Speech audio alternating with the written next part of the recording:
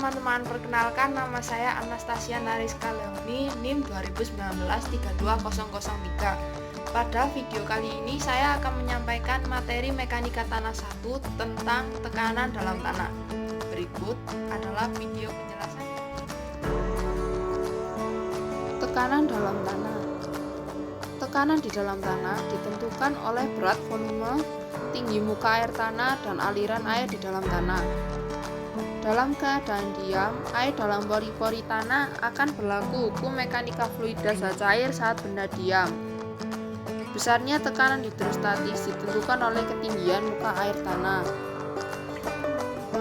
Tekanan air pori pada kedalaman dari muka air tanah menggunakan persamaan P sama dengan H dikalikan gamma W.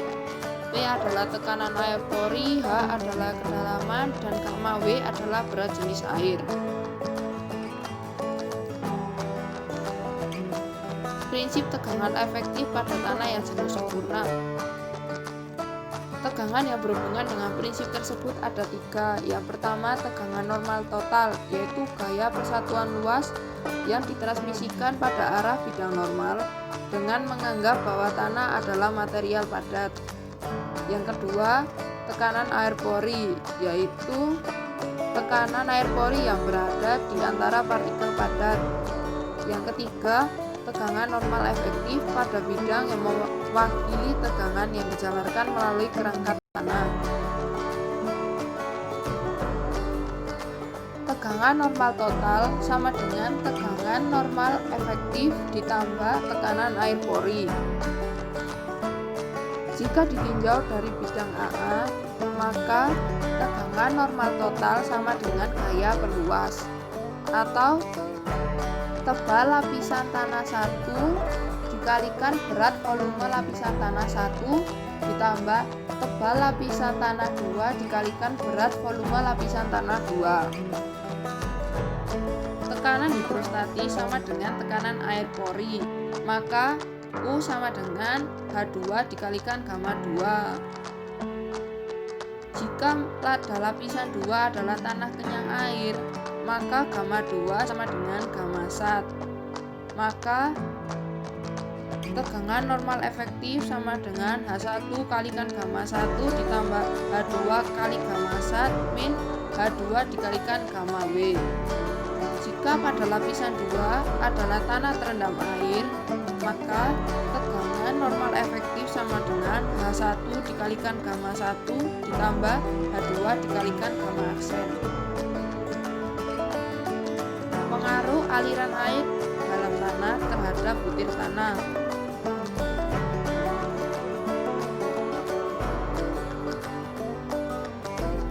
Jika tanah di dalam bendungan seolah-olah didorong air ke kanan, maka tekanan dari kiri yaitu gamma W dikalikan H1. Sedangkan tekanan dari kanan adalah gamma W dikalikan H2. Selisih dari kedua tekanan tersebut disebut dengan tekanan rembesan atau PS.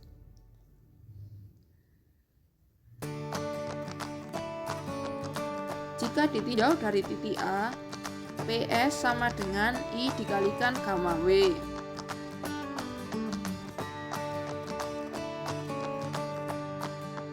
Vertikal.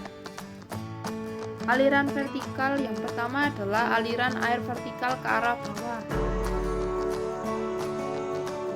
Tegangan yang terjadi saat aliran air vertikal ke bawah adalah tegangan butir dan tegangan akibat aliran, sehingga rumus tegangan efektifnya sama dengan H dikalikan gamma aksen ditambah H dikali I dikalikan gamma W. Dikarenakan adanya aliran ke bawah, maka tanah akan mengalami penurunan karena tanah seolah mendapat muatan.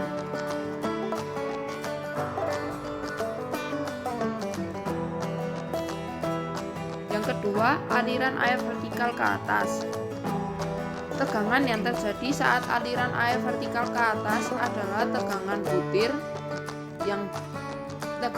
ke arah bawah dan tegangan aliran air ke arah atas, sehingga rumus tegangan efektifnya sama dengan H dikalikan gamma aksen dikurangi H dikali I dikalikan gamma W.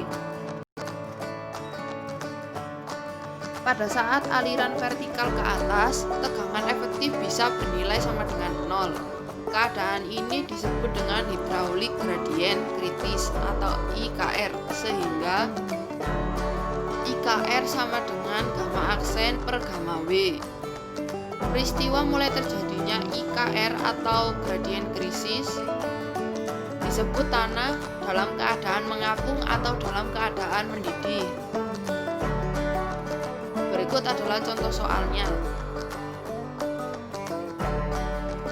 Berapakah tegangan efektif yang akan bekerja pada lapisan tanah lempung pada kedalaman 7 meter di bawah muka tanah?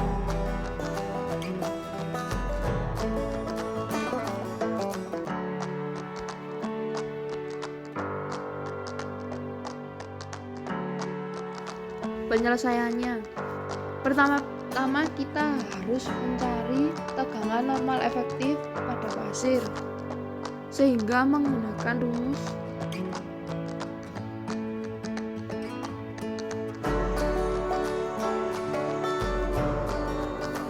pertama kita akan mencari gamma K.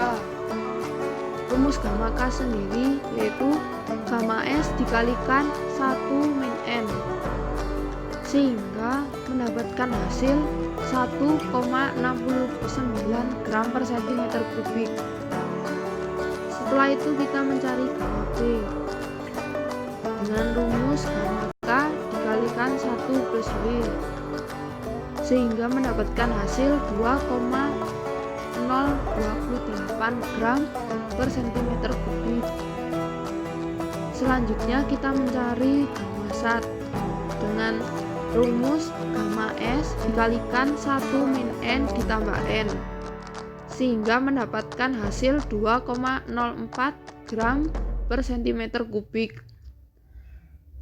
Yang terakhir gamma aksen dengan menggunakan rumus gamma SAT dikurangi 1. Jadi 2,04 dikurangi 1 sama dengan 1,04 gram per cm kubik. Setelah mencari tegangan normal pada pasir, kita akan mencari tegangan normal pada lempung.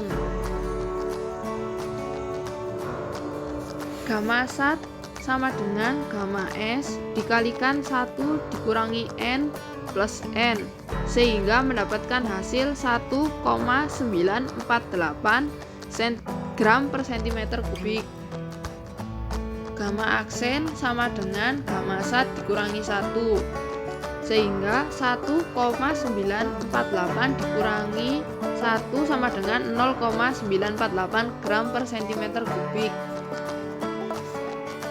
Untuk mencari tegangan efektifnya, maka H1 dikalikan gamma B pasir ditambah H2 dikalikan gamma aksen pasir ditambah H3 dikali gamma aksen lempung, sehingga memperoleh hasil 888,80 gram per cm kubik. Dalam materi ini saya juga menyertakan pembahasan mengenai kasus tanah yang saya ambil dari koran Malang Post Selasa 15 Desember 2020. Untuk menanggapi masalah pelengsengan yang ambrol di daerah Muharto Malang pada Minggu 29 November, salah satu cara penyelesaian yang dapat diterapkan yaitu dengan menggunakan metode kawat bronjong. Metode menggunakan kawat bronjong. Bronjong adalah kumpulan batu-batu yang diisikan ke dalam keranjang kawat jaring besi yang sudah digalvanisir untuk menstabilkan tanah dan mencegah erosi.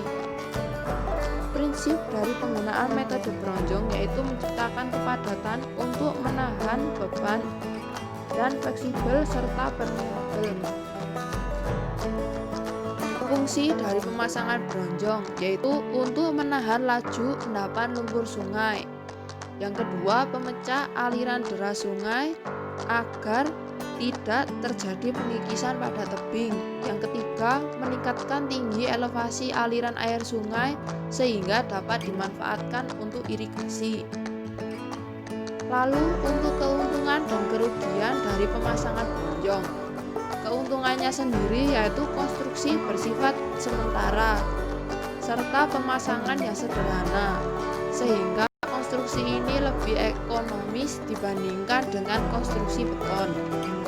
Sedangkan untuk kerugiannya, karena bronjong tersebut terbuat dari kawat, maka rawan akan dirusak oleh tangan-tangan yang tidak bertanggung jawab. Selain itu, ketahanan kawat yang terbatas sehingga mudah berkarat.